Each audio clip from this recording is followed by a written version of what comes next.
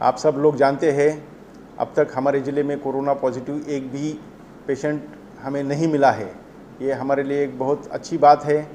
लेकिन इतने दिन तक हमारे पड़ोसी ज़िले परभनी ज़िले में भी कोई कोरोना बाधित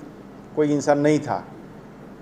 कल वहाँ एक कोरोना पॉजिटिव केस सामने आया है और उसके बारे में जब पता चला कि वो शहर के अंदर नहीं था, लेकिन कहीं पुणे से वो ट्रैवल करके शहर में दाखिल हुआ था। अगर ऐसे इतने लॉकडाउन में इतने स्ट्रिक्ट कदम उठाने के बाद भी कुछ लोग चोरी छुपे रास्ते से खेतों में से चलते हुए सफ़र करते नज़र आ रहे हैं।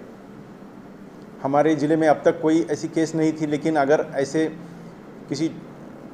छुपते छुपाते किसी रास्ते से अगर कोई शहर में हमारे ज़िले में शहर में एंट्री करता है और वो अगर कोरोना बाधित है, तो हमारे शहर और ज़िले के लोगों को इसका संक्रमण होने की संभावना ज़्यादा रहती है। इसको मद्देनज़र रखते हुए महानगर पालिका ने ऐसा कदम उठाने का फैसला किया है कि हमारे शहर में एंटी कोरोना फोर्स हम तैनात करें, जिसमें हमारे बिल कलेक्टर जो टैक्स रिकवरी करते हैं उनके साथ में सैनिटरी इंस्पेक्टर रहेंगे। शहर के अंदर के एनएसएस और एनसीसी के बच्चे अगर इसमें काम करना चाहते तो उसको भी साथ में लिया जाएगा, और ये पूरा ध्यान रखेंगे कि किस इलाके में कोई नया इंसान दाखिल हुआ है तो उसके बारे में पूरी जानकारी रखे, हमारे हेल्थ डिपार्टमेंट को उसकी जानकारी दे, उसके आजू बाजू पड़ोस वाले लोगों को चेतावनी देकर पूरी इन्फॉर्मेशन ले ले कि ऐसा कोई अगर नया इंसान शहर में आता है तो उसके बारे में महानगर पालिका को वो खबर दे दे। शहर में किसी नए आदमी का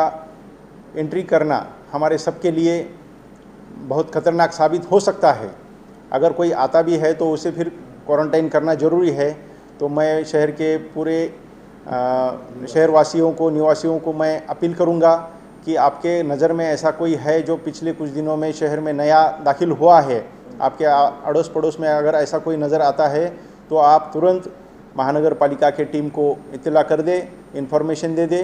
ताकि उसके बारे में उसकी पूरी मेडिकल जांच की जाएगी और उसका अगर ऐसे कोई सिम्टम्स दिखाई देते हैं तो उसको क्वारंटाइन करना है, आइसोलेट करना है, वो महानगर पालिका के डॉक्टर, गवर्नमेंट हॉस्पिटल के डॉक्टर उससे डिसाइड करेंगे।